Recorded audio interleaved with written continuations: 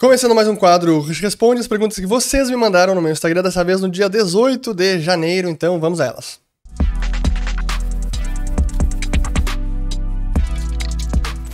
Muito bem, a todos aqueles que estão chegando agora aqui no canal, meu nome é Fernando Urrich, aqui a gente fala de economia, mercados e investimentos. Se vocês gostarem do conteúdo, considerem se inscrever, ativando o sininho aqui embaixo e também compartilhando este vídeo. Não temos nenhum recado, eu acho, se eu lembrar de algum eu vou passar para vocês. Mas, como sempre, várias perguntas, então vamos logo a elas. Eu quero começar a primeira aqui, a do Lucas, pedindo o seguinte: conta algo bom, está difícil, só notícia ruim. Vamos lá, então, algumas notícias boas. A taxa de inflação nossa está em queda, aqui no Brasil, lá fora também. A nossa do ano passado, 2022, foi mais baixa do que a americana, do que a europeia. Acabou de sair a notícia, estou gravando aqui na quinta-feira de manhã. Acabou de sair a notícia aqui o Écio Costa colocou no Twitter sobre a taxa de desemprego que caiu para 8,1% em novembro, que é a menor taxa desde abril de 2015. Um ano atrás estava 11,6%. População ocupada foi recorde na série histórica iniciada em 2012 com 99,7 milhões, acompanhada de alta real e um rendimento médio de 7% em um ano. Então, aí mais uma notícia boa. Aqui outra notícia boa que eu posso colocar até essa é mais longo prazo, que a gente pode ver a queda da pobreza extrema no Brasil, mas e no mundo também, que caiu bastante nos últimos 30 anos, aqui de quase 37% de pessoas que viviam em situação de extrema pobreza, que é abaixo do mínimo de $2,15 por dia, está agora quase em 10%. Então, realmente, tem sido um avanço, apesar de tudo que acontece no mundo, apesar de pandemias, sim, o mundo está melhorando. Outras notícias boas? Bom, o Luis Soares fez 3 gols na sua estreia pelo Grêmio, então notícia excelente. Que mais? Bom, mas brincadeiras à parte, é importante tentar se blindar das notícias do dia a dia, especialmente se você precisa estar informado, ler jornal, assiste noticiário de TV, é quase sempre notícia ruim. Então, se você não consegue se imunizar a ponto de, cara, isso me contamina, me deixa cabeça para baixo, triste, ruim, é melhor nem ler noticiário. Eu não assisto TV, para mim é sempre desgraça. Então, tente ficar longe das notícias, às vezes faz bem para a cabeça, porque eu não sei para quem você votou, quem você apoiou agora nas eleições, mas certamente quem apoiou o Bolsonaro está hoje muito triste, acha que é o fim do Brasil e que tudo é só notícia ruim.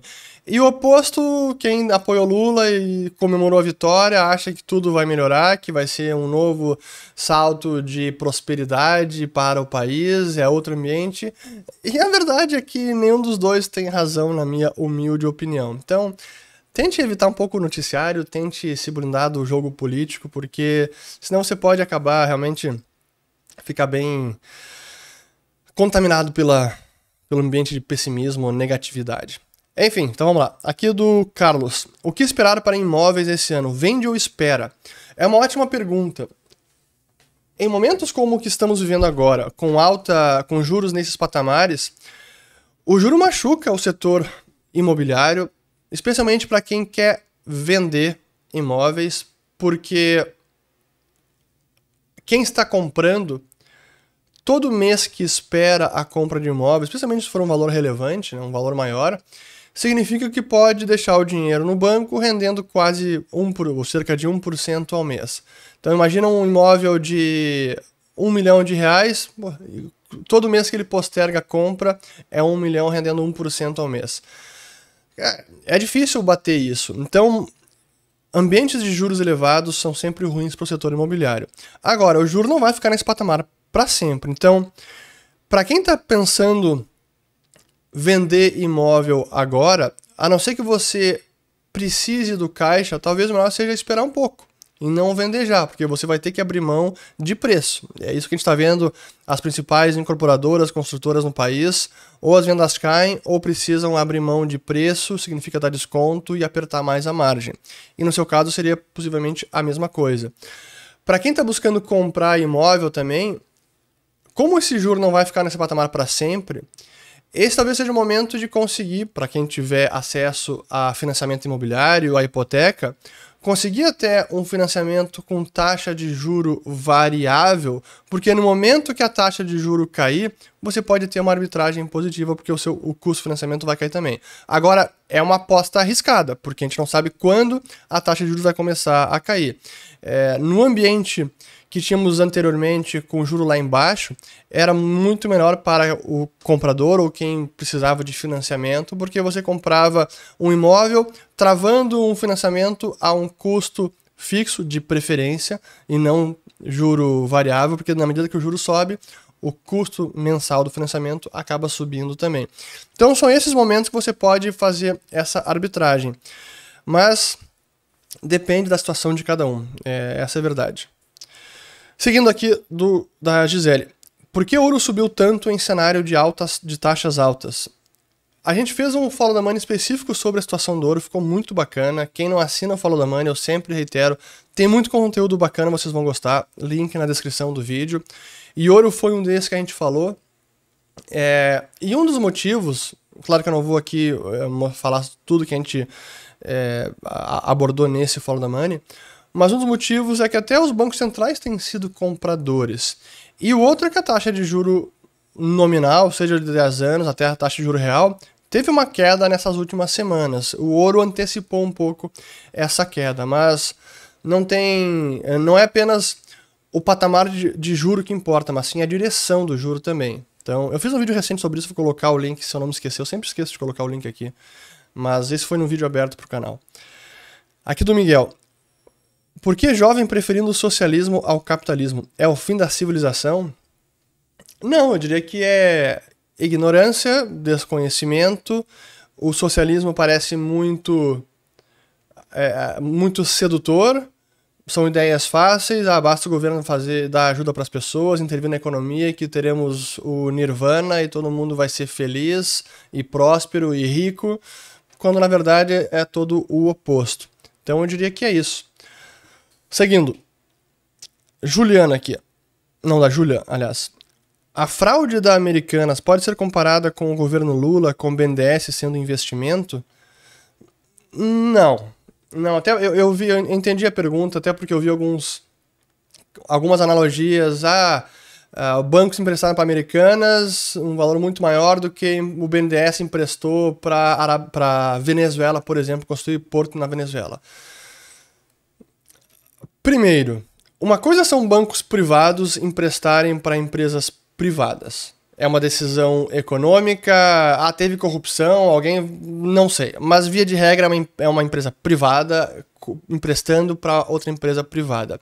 Se algo der errado nesse empréstimo para o credor, é ele que vai tomar um tufo, é ele que vai sentir o prejuízo e ele que vai arcar com os custos desse erro. Da mesma forma, a empresa privada que está tomando o empréstimo. Se a Americanas se alavancou demais ou cometeu uma fraude, como parece estar cada vez mais próximo disso, depois eu vou aprofundar mais nesse assunto. Se esse é o caso, a empresa também que vai sofrer com isso, como está sofrendo agora. Está à beira da recuperação judicial. Estou gravando aqui na quinta-feira, 12h42, e as conversas com os credores estão avançando rapidamente para uma recuperação judicial, porque o rombo é enorme. Isso é uma coisa, e quem vai arcar com os erros dessas decisões, tanto de emprestar e de tomar emprestado, são empresas privadas, são os acionistas, são os credores, são os trabalhadores dessas empresas e não o povo como um todo. E essas decisões, elas foram feitas voluntariamente por cada uma dessas pessoas, por cada uma das partes interessadas. Quando a gente fala do BNDES, que é um banco estatal, que vive de recurso estatal, que tem controle estatal, que tem gestão estatal, e por indicação política, e que decide emprestar para um outro país de um regime ditatorial, mas que tinha um alinhamento ideológico com o governo da época, agora voltou a ter esse alinhamento ideológico, Maduro com Lula, e esse banco estatal emprestando para construir um porto neste outro país, sim, não importa nenhum montante, mas é um absurdo completo. Então não há comparação numa decisão de um banco estatal que não está emprestando democraticamente, nenhum eleitor tem voto nessa decisão, não é um racional econômico, é um racional político de alinhamento ideológico. Então, para mim, são comparações que não têm cabimento. E todo mundo arca com o erro dessa decisão, todos os pagadores de impostos. Aqui do Garuda. Já chegou ao ponto de gravar vídeo por obrigação e não por diversão? Boa pergunta. Com certeza. Já fiz isso várias vezes, até porque hoje o canal já não é diversão. O canal aqui é uma profissão. E quanto mais o canal vira parte da minha atividade profissional, mais eu preciso tratá-lo com diligência, com consistência, com responsabilidade, com organização, assim, de maneira realmente profissional. E isso significa, muitas vezes, ter que abrir a câmera aqui para gravar vídeo, porque precisa ter vídeo toda semana, porque senão o YouTube, grande empregador, opressor, ele derruba o alcance do canal. Então, sim, é preciso gravar vídeo. Muitas vezes já gravei, especialmente nos últimos 2, 3 anos. Teve momentos que eu não estava com cabeça, não estava inspirado, estava doente, como foi o Ulrich Responde do domingo passado. Eu não estava com o menor ânimo para gravar. Minha voz estava ruim, estava tossindo, estava prostrado, mas precisava gravar porque precisa estar aqui. É como o cara que tem que trabalhar todo dia e bater ponto. Cara, não tem o que fazer. Então, sim, o canal virou trabalho, não é diversão. Antes era um hobby, mas já faz bastante tempo que não é mais hobby. Então, sim. Aqui do Luiz. Renda fixa is the new king. No Brasil, a renda fixa nunca deixa de ser rei, né? Se a gente considerar os últimos 20 anos ou até mais, a grande exceção foi 2020. E foi uma exceção bem efêmera. E cá estamos novamente com juros em quase 14%. Aqui do Márcio Alexandre. O governo se emendou ou é só um jogo de cena? Para onde vai o dólar? Não esqueça de mandar um alô para o pessoal que lava as louças. Então aí todo mundo lavando as louças. Não desanimem, falta pouco. Mas vamos lá. O movimento do dólar ele realmente tem sido bastante volátil e ele reflete, como eu já disse num vídeo de quinta-feira, que eu acabei de gravar, mas vocês assistiram na quinta-feira ainda, essas falas do Lula, essa postura mais à esquerda, mais intervencionista, tentando minar alguns dos nossos pilares macroeconômicos dos últimos tempos, e aí que a gente vê esse ruído fazendo preço, infelizmente. Na prática, eu não acho que Lula vai tentar, por exemplo, acabar com a independência do Banco Central. Mas simplesmente falar sobre isso e questionar a necessidade disso faz preço, traz ruído, traz preocupação, traz incerteza, infelizmente. Aqui do Gabriel. Esse novo arranjo fiscal proposto por Haddad e, segundo ele, conduzido pelo FMI, já deu certo? Eu não sei que arranjo fiscal é esse ainda. Por sinal, essa é uma incerteza que paira no ar. Qual será o novo arranjo fiscal? E não importa muito qual seja o arranjo, conquanto que seja eficiente, eficaz, no sentido de conter o déficit ou até de reduzir o gasto público, ou pelo menos reduzir o gasto público em relação à nossa economia. O ideal seria reduzir não apenas proporcionalmente, mas nominalmente também. Então, redução real, aliás, do gasto público. Mas acho que isso não vai acontecer. Então, é preciso esperar qual vai ser este arranjo fiscal. Aqui do Juninho. Bom dia, Fernando. Qual a sua opinião sobre a teoria monetária moderna, MMT? Eu já fiz vídeo sobre isso, já falei sobre ela. A MMT, que tem até pouco de monetária, muito mais uma teoria para financiar o fiscal, imprimindo dinheiro, aí que vem o monetário. Não é moderna, isso já foi tentado pelo menos desde John Law no século XVIII, na França, mas eu diria que ela foi testada na prática agora na pandemia. O que a gente viu em 2020 e 2021 foi uma boa dose de teoria monetária moderna, sem chamar as políticas adotadas então com esta alcunha, mas a verdade é que foi teoria monetária moderna e, para mim, não tem o resultado mais claro e inequívoco de que essa teoria não funciona nem em teoria, nem muito menos na prática. Mas ainda temos defensores dessa ideia. Aqui do Thiago. Quando saber a época boa para comprar imóveis? Juros em alta oneram essa compra? Pois foi o que eu acabei de dizer na resposta anterior. Se por um lado, para o comprador agora é um pouco paradoxal, porque para o comprador, em termos de preço do imóvel, agora é um bom momento porque as construtoras, especialmente imóvel na planta ou imóvel novo, as construtoras estão mais pressionadas, precisando vender, houve uma desacelerada, juros em alta desaceleram vendas, então talvez numa negociação pela compra do imóvel você consiga um preço melhor neste momento. Mas é claro, se você precisa financiá-lo, o momento atual é de juros elevados. O que poderia ser uma estratégia? Apostando na redução dos juros, que não acontece nesse ano, ou talvez possa acontecer, mas eu diria que é mais para o ano que vem, sempre dependendo do que o governo faça. Apostando numa queda de juros, você pode contrair um financiamento com taxa variável pós-fixada, que à medida que o juro caia, cai também o custo desse financiamento. Mas é uma aposta, certeza não temos. Então, se você não quer fazer essa aposta, aí tem que arcar com um financiamento num custo mais elevado e talvez quando o juro cair lá na frente, tentar refinanciar o seu financiamento imobiliário a uma taxa menor. Mas são apostas e aí depende de cada um, da tolerância para risco, da renda, patrimônio, urgência, tudo mais. Aqui do Joaquim. Moro no Japão e me preocupo quanto a crises futuras. O que fazer para me prevenir? Olha, para quem mora no Japão é até interessante falar sobre isso, porque os problemas que os japoneses enfrentam é sempre difícil comparar problema porque é uma questão muito subjetiva, mas já que eu estive recentemente no Japão e vivo no Brasil, assim, as preocupações dos japoneses, eu diria que são problemas bem mais fáceis de lidar do que um brasileiro ou alguém vivendo num país emergente. Uma crise futura pode impactar muito o Japão, pode levar a uma crise econômica, desemprego no país, algo assim.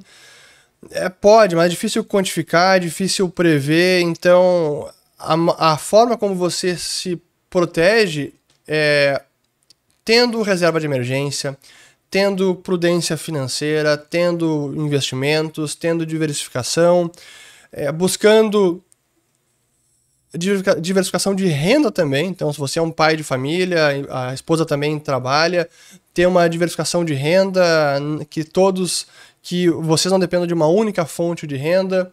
O que mais que a gente pode dizer? Não se endividar, especialmente para quem tem uma renda mais curta ou está com a situação financeira mais apertada.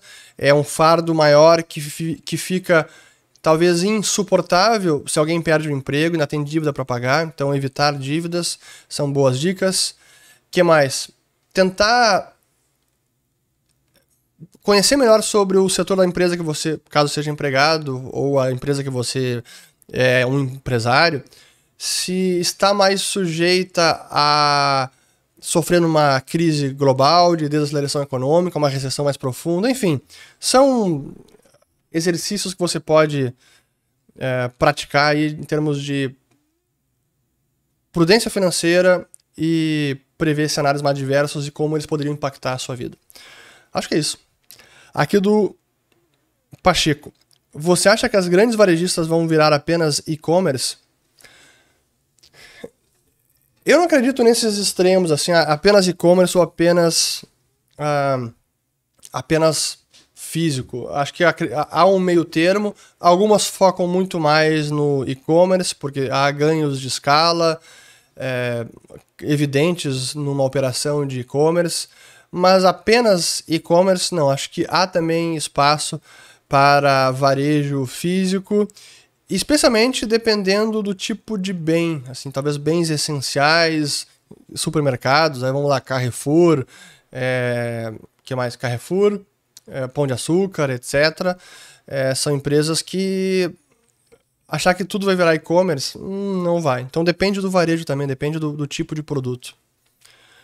Aqui do Lucas. Quando pretende gravar uma nova Finclass? Parabéns pela aula de macroeconomia. Pois foi muito bacana, eu fiz uma aula de macroeconomia, até tem aqui um quadrinho de lembrança dessa aula. Mas o que eu posso recomendar é fazer o jabá do Follow the Money, porque lá tem várias aulas desse tipo, de temas contemporâneos, atuais, históricos. Toda semana temos um encontro novo. Então, vocês podem aproveitar e muito. Sigam o dinheiro, link na descrição do vídeo. Aqui do Matheus, sobre a mudança na metodologia do cálculo do CPI a partir de 2023. Alguma relevância? O CPI é o Consumer Price Index, o IPCA americano. Não necessariamente, porque isso costuma acontecer, tem a ver com a mudança no padrão de consumo das pessoas, e aí o índice de preços vai também sendo alterado para refletir essas mudanças.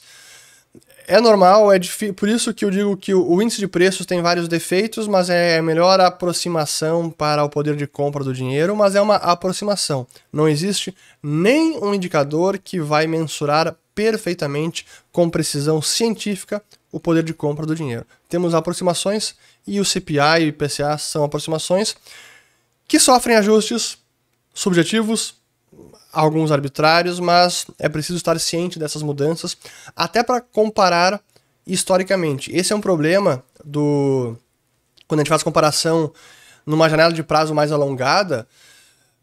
O CPI lá da década de 80, ele é bem diferente do atual, porque mudou completamente o padrão de consumo. A gente tinha, naquela época não existia celular, hoje tem. 10 anos atrás, ligação de celular SMS era um custo. Hoje, quem é que usa SMS? Quase ninguém. Não é mais um custo relevante. É tudo WhatsApp. Então, o padrão de consumo vai mudando. Mas é importante, às vezes, entender se está mudando apenas o padrão de consumo ou até, às vezes, alguns critérios. E tem análises que comparam o CPI lá da década de 80 com o atual, especialmente depois que tivemos esse surto inflacionário de 2022 no mundo, e que mostram que, se calculássemos o CPI da década de 80 com os mesmos critérios atuais, o CPI da década de 80 estaria, o pico que o oficial foi quase 18%, recalculado seria na casa de 12%, ou 11,4%, se não me engano é isso, que é muito mais próximo do pico que foi agora, 9,1%. Esse foi um paper do Lawrence Summers com outro economista, que eu não lembro qual, no ano passado fazendo essa análise. Então, é importante ficar de olho, mas faz parte do indicador. Isso acontece volta e meia. Aqui do Alex. Hoje o mercado olha mais para a inflação ou já está mais preocupado com recessão nos Estados Unidos? Segue olhando inflação, mas eu diria que já olhando para frente, inflação um pouco passada, porque aqueles grandes combustíveis inflacionários ficaram para trás. E monetário, impressão de dinheiro, pacote estímulo fiscal, gargalo por conta da pandemia, que mais? Esses foram o choque de petróleo também, da guerra da Ucrânia, tudo isso ficou para trás. Então, agora, os novos choques que poderiam trazer um surto inflacionário, teria que ser algo muito relevante, um novo choque de petróleo para disparar novamente o barril acima de $140. Não está no radar. A China conseguindo reaquecer fortemente sua economia, provocando uma forte demanda de petróleo e demais commodities energéticas e agrícolas, etc. É difícil hoje ver um grande surto inflacionário. Então, acho que sim, o mercado segue olhando para a inflação, mas olhando prospectivamente mais para a recessão do que a inflação. Aqui do Augusto. Chegou a ver sobre as novas plataformas de inteligência artificial e como isso pode impactar a economia? Esse é um assunto que eu quero aprofundar mais. Como qualquer assunto de tecnologia, eu sou fascinado e é importante entender como as tecnologias impactam a nossa economia, os saltos e ganhos de produtividade. Inteligência artificial é um deles. É um software muito inteligente que, em tese, também aprende e fica mais inteligente. Essa seria Artificial Intelligence. A gente viu recentemente esse site, o ChatGPT, que é fantástico. Realmente, você coloca lá uma pergunta, um texto, uma ordem, ele escreve em texto e respostas muito coesas, interessantes, pertinentes. Algumas chegam a assustar com a precisão da resposta, para qualquer coisa. Mas, para mim, isso é mais um passo na evolução tecnológica que vai se traduzindo em ganhos de produtividade. Mas eu não sou daqueles fatalistas de achar que inteligência artificial vai tomar conta, todo mundo vai perder emprego e a gente vai ter que viver à base de renda mínima universal, a renda básica universal, Universal Basic Income. Eu não acredito nisso. Até porque a inteligência artificial, os robôs, etc., quem usa a inteligência artificial vai ser alguém que será dono, proprietário de alguma máquina, de algum robô que se utiliza da inteligência artificial e que provê muito mais produtividade ou poupa trabalho do proprietário daquela máquina. Então, a inteligência artificial e os robôs e as máquinas serão de propriedade de alguém, de empresas, de pessoas, e não será um mundo apenas de robô que ninguém é dono de nada e ninguém consegue mais emprego. Não, os empregos vão continuar existindo, vão mudar como aconteceu ao longo de toda a história. Então, é isso. Para não perder aqui o hábito. Mas é um tema que eu preciso aprofundar. Talvez tenha alguma ignorância minha sobre inteligência artificial. Talvez não, certamente há. Aqui do Mário. Como se avalia o risco de solvência em empresas que emitem debêntures? Pois então, é preciso analisar o balanço da empresa, é preciso entender o seu endividamento financeiro, é preciso entender a sua estrutura de capital, é preciso entender do seu negócio, entender o risco do negócio. Não há mágica.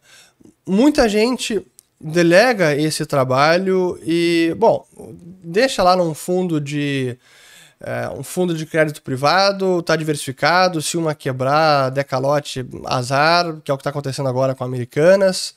Não tô dizendo que já quebrou, mas que está perdendo valor as debêntures das Americanas. Mas a forma correta seria essa. Então, se alguém tem uma posição relevante, ou busca ter uma posição relevante quando comprar uma debênture de qualquer empresa, deveria fazer toda essa diligência e não simplesmente esquecer dos riscos e porque alguém recomendou, alguém está falando que é boa, então vou colocar 30% da minha liquidez nisso. Cuidado. Então faça o dever de casa ou diversifique bastante. Aqui do TS, vamos lá. TS Farias. Assistir Dropout. Acha que os Venture Capitals não aprenderam a lição com a Theranos? Boa. Eu acho que eu já recomendei essa série no HBO Max e ela retrata o episódio da fraude da empresa Theranos, Theranos, da empreendedora americana Elizabeth Holmes, que foi sentenciada no ano passado a 11 anos de prisão por conta dessa fraude. Aí eu pergunto, será que eles não aprenderam a lição? Eu diria que eles aprendem a lição, todo mundo aprende a lição, mas o ambiente que vivemos no mundo, especialmente nos Estados Unidos, especialmente no Vale do Silício, nos últimos 12, 13 anos, foi um ambiente próspero para fraudes, próspero para a tomada de risco, próspero ou muito fértil para que qualquer ideia, por mais louca que parecesse, fosse financiada. E aí a chance de fraudes serem financiadas acaba aumentando.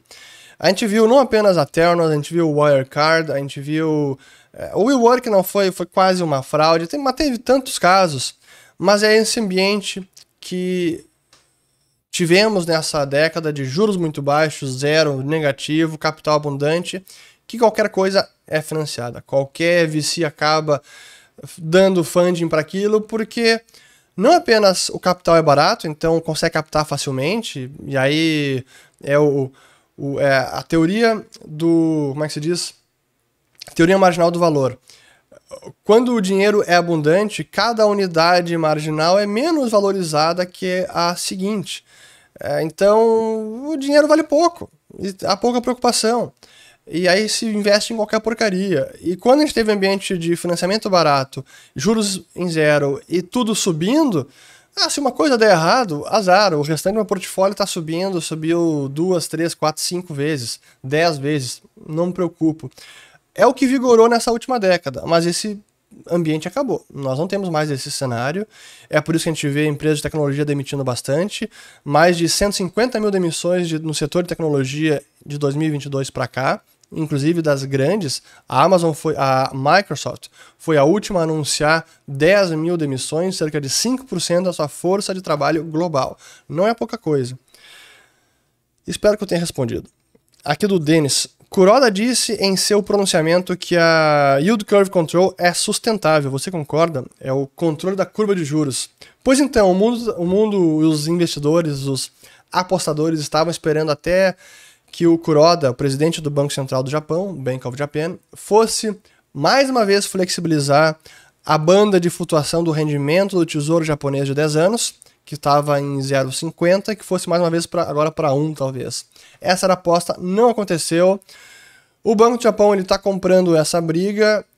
Eu discordo, não acho que é sustentável, mas talvez que ela seja mais sustentável do que muitos gostariam de admitir. Ou pode durar mais tempo, mas não é sustentável.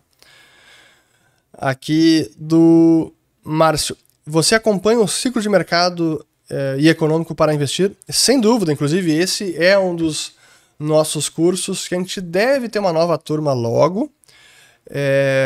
Não temos data específica ainda, mas, claro, é fundamental acompanhar os ciclos para entender um melhor momento da renda fixa, do juro pós, do juro pré, das ações, commodities, etc. Então, sim. Aqui do Felipe. Tese de urânio. Quais os riscos, novas tecnologias como fusão? Recentemente assisti alguns documentários sobre fusão nuclear e é bem interessante. Primeiro, não.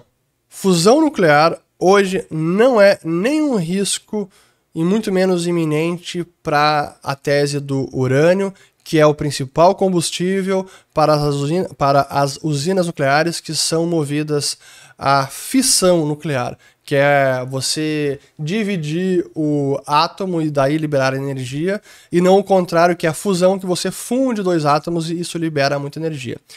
A fusão nuclear, ela parece que está sempre a 10 anos de distância para se tornar uma realidade, e quanto mais uma realidade comercial. Sim que houve um grande feito científico no ano passado, foi em dezembro, no laboratório nos Estados Unidos, onde pela primeira vez se conseguiu fundir dois átomos e a liberação de energia foi superior ao que foi emitido de energia para fundir os átomos. É o que se diz que foi um ganho líquido de energia. A primeira vez que isso aconteceu, então foi um feito histórico e é um passo importante na direção de alcançar a viabilidade comercial de fusão nuclear. Mas essa viabilidade ainda está muito distante, porque esse foi o primeiro passo, mas ainda assim, toda a energia investida na construção dos laboratórios, no maquinário, no capital todo, para gerar esse processo de fusão nuclear, ainda assim é muito maior do que a energia que está sendo liberada. Então, ainda estamos longe de termos um real ganho de energia pela fusão nuclear. E quando isso acontecer, é preciso também alcançar de forma controlada, é preciso aí toda a transição energética, a construção de usinas movidas à fusão nuclear. Então, olha, para a fusão nuclear ser uma ameaça à fissão nuclear, portanto, à tese de urânio, eu diria que é pelo menos uns 30, 40, 50 anos, se não for mais. Então, não, hoje fusão nuclear não é uma ameaça, mas é bacana conhecer mais sobre fusão nuclear. Até porque quando alcançarmos a fusão nuclear, é quase que está resolvido o problema de energia na Terra para toda a posteridade. É tão transformacional quanto isso. Aqui do Almiro. Marina fala que tem 120 milhões de pessoas passando fome no Brasil. É desesperador esse governo. Pois é importante falar sobre isso, até porque eu vejo que há exageros de quem está criticando a Marina também. E não é que vou defender a Marina. Quem acompanha este canal há mais tempo sabe que eu busco a verdade, doa a quem doer. E o que ela falou nesta fala no Fórum Econômico Mundial agora, sim que foi um erro, mas ela mesmo se corrigiu. Mas eu quero aprofundar esse erro. Até eu pesquisei um pouco essa pergunta, assim que eu separei ela. Eu fui atrás de informações porque eu queria ir a fundo, ir nas fontes, para não cometer o mesmo erro que eu vejo muita gente fazendo ao criticar a Marina, ao fazer meme dela, a ridicularizar, e que eu não acho correto. Então, deixa eu colocar aqui primeiro essa fala dela. Vamos lá. Colocar aqui e aí depois eu continuo. Eu separei aqui. Vamos lá.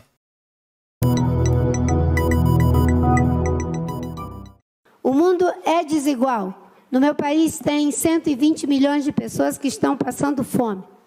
Nós tínhamos saído do mapa da fome e agora temos 33 milhões de pessoas que estão vivendo com menos de $1 por dia.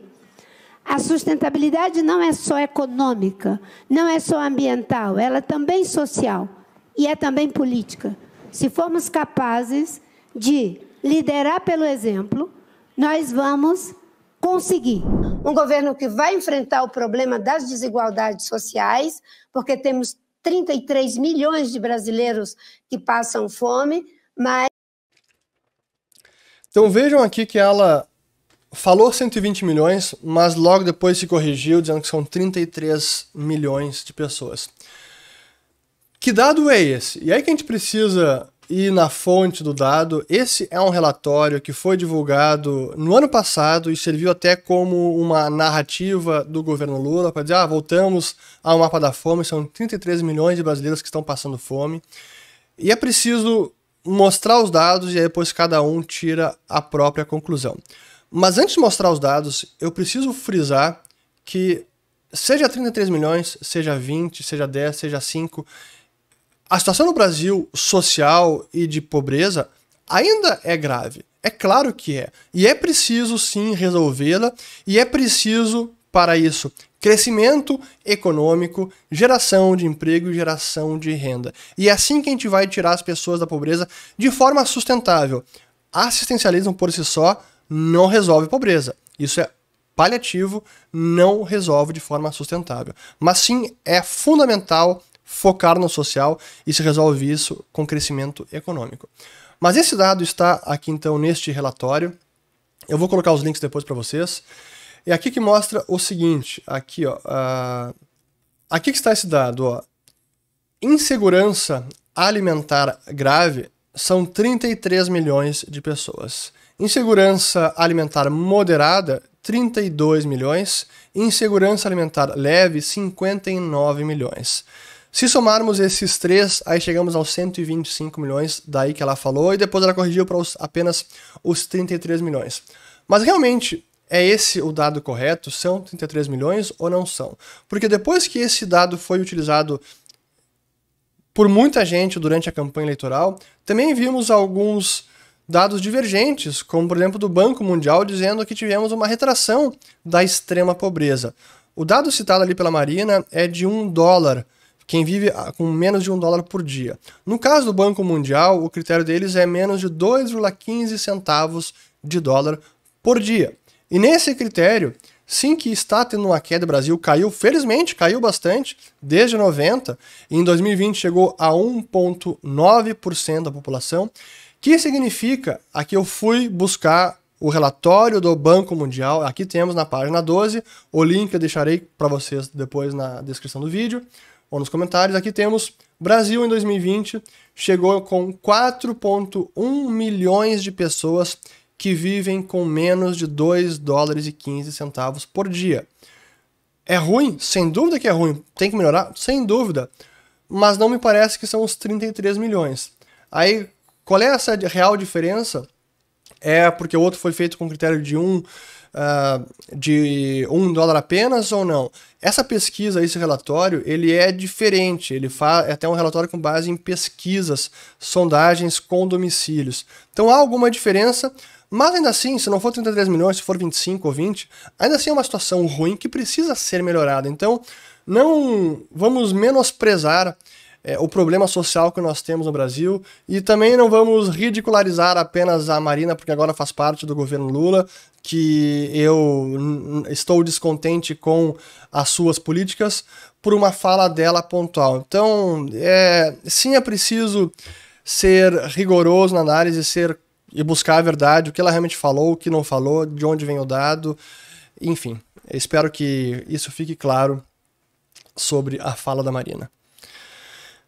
Muito bem, aqui é do Murilo.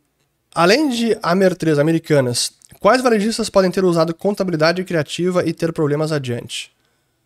Honestamente, deixa eu ver aqui, tem mais algumas poucas perguntas. Honestamente, dado o tamanho do problema, como ele evoluiu e se agravou rapidamente, a ponto de, olha que loucura isso. No fato relevante de quarta-feira passada dizia a seguinte frase: a companhia estima que o efeito caixa seja imaterial. Quinta-feira, uma semana depois, a empresa está à beira da recuperação judicial. E soltou um novo fato relevante dizendo que potencialmente ela pode pedir recuperação judicial nas próximas horas. Foi hoje de manhã, 19, quinta-feira que eu estou gravando esse vídeo. Olha que loucura. Então, realmente, dado o que aconteceu, a forma como o problema foi sendo tratado pelo Sérgio Real, pelo diretor financeiro, que também pediu demissão, pelos acionistas de referência, pelo BTG, assim, para mim tem tanta coisa errada e foi um fiasco de governança que esse problema eu só consigo chegar à conclusão de que se trata de uma fraude. Porque assim, não é apenas uma inconsistência contábil ou contabilidade criativa. E aí, respondendo a pergunta, será que outros varejistas podem ter esse problema? Olha, pode ter algum problema de contabilidade e risco sacado, mas nesse nível, não. Isso para mim não é apenas uma contabilidade criativa, uma inconsistência contábil. Isso está cada vez mais provável que se trata de uma fraude sem precedentes.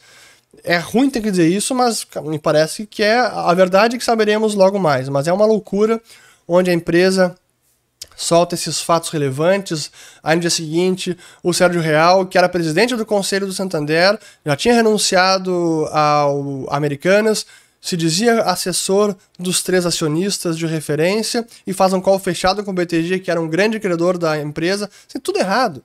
Tudo errado. Realmente é o Sérgio Real, que queria preservar e salvar a sua biografia, honestamente, não vai conseguir, porque isso, do jeito que o assunto foi conduzido, sem quase nenhuma gestão de crise, jogou no ar, jogou o negócio no ventilador, não trouxe mais nenhum detalhe, saiu de cena, agora se virem. Olha, não acho que ele vai salvar a sua biografia e acho que o problema é muito mais embaixo e não tem a ver apenas com contabilidade criativa. Espero estar errado, mas tá difícil. Aqui bom, já falei, tinha mais uma sobre a leitura do caso Americanas. A Ambev. Boa, isso também permite falar sobre Ambev e demais empresas investidas pelo trio da 3G, o Marcel Telles, Sicupira e Jorge Paulo Lemann. Até porque vazou o que dizem que é um manual da 3G, que é um livro chamado Double Your Profits, dobre os seus lucros, e aí tem um capítulo lá sobre contas a pagar, que uma das estratégias que é atrasar ao máximo o pagamento de fornecedores, mas que isso só funcionaria uma vez. E o pessoal tá usando isso para dizer, tá aqui, os caras são realmente picaretas. Não é bem assim. Certamente algumas empresas usam dessa tática, e realmente não é uma tática sustentável. A Ambev é conhecida por amassar os seus fornecedores, mas sempre lembrando que fornecer para a Ambev é uma decisão individual de cada empresa e voluntária, e ninguém é obrigado a fornecer para a Ambev. E tem gente que não gosta de trabalhar com a Ambev, qualquer outra empresa que utiliza essa mesma tática. Essa não é a única tática ou única estratégia empresarial utilizada pelo 3G e nas empresas que eles investiram ao longo das suas trajetórias. E acho que é aí um reducionismo do que seria o sucesso deles. Então eu acho equivocado. Até porque tem gestão, tem eficiência de custo, sem dúvida alguma. Tem a própria Falcone, a consultoria que ajudou muito a todas as empresas investidas pelo trio 3G. Então não é apenas essa tática de amassar fornecedor, não. E o que mais que a gente pode dizer sobre isso? Bom, então eu não acho que seja correto dizer que os caras são falcatruas e que aí está o sucesso deles. Se fosse apenas isso, não teriam chegado onde chegaram. Mas será que esse problema pode se estender para outras empresas? Agora a Ambev, por exemplo, não acho que é o caso. Seria também leviano fazer esse tipo de acusação ou insinuação. Mas o mercado fica receado, tanto é que a gente viu Ambev caindo, Kraft Heinz também caiu, que é a empresa deles lá fora em parceria com o Warren Buffett, mas pegou mal. Sem dúvida que é uma mancha no legado deles, até porque a notícia mais recente... Aqui temos, ó. A notícia mais recente, ó. Conversa entre americanas e credores piora e bancos pedem 15 bilhões de capitalização. Seria preciso ainda uma conversão de 20% das dívidas por ações que traria os bancos como importantes acionistas da empresa, segundo fontes a par das negociações. Realmente é uma situação complicadíssima e é uma novela, não saberemos ainda onde vai chegar o fim dessa história. Para terminar aqui ainda sobre Americanas, uma pergunta aqui se ela seria o Lehman Brothers brasileiro. Não, essa é uma grande empresa que se endividou, possivelmente uma fraude, mas não oferece nenhum risco sistêmico para bancos, para o sistema financeiro brasileiro. Mas certamente vai trazer prejuízo para alguns bancos. Mas não é a Lehman Brothers, é bem diferente. Mais perguntas aqui. Sou programador, estamos vendo aqui do Moura. Estamos vendo o mercado sofrendo layoffs, demissões. O que esperar mais de ruim? Eu acho que essa é a realidade atual do setor de tecnologia. E é um setor que, apesar do momento, pelo menos programador, a sua profissão, é um profissional que ainda é bastante demandado. Então eu diria que esse é o último que vai perder emprego, porque muitas empresas precisam desse profissional.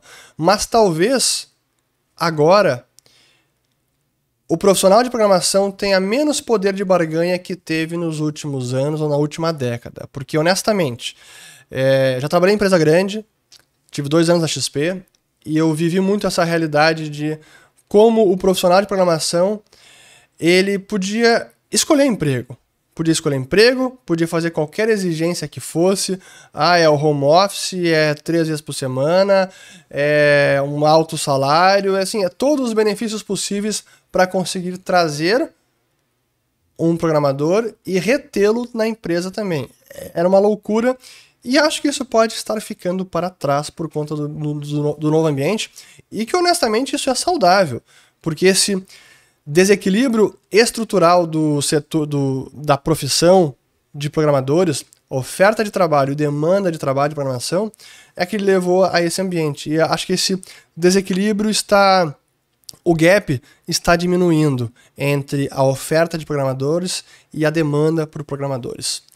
Aqui, última pergunta, como você vê a saída da Coinbase do Japão? Pois então, a Coinbase é corretora de bolsa de criptos dos Estados Unidos, que tem capital na bolsa, o ticker dela é COIN, C-O-I-N, anunciou que estava saindo do Japão.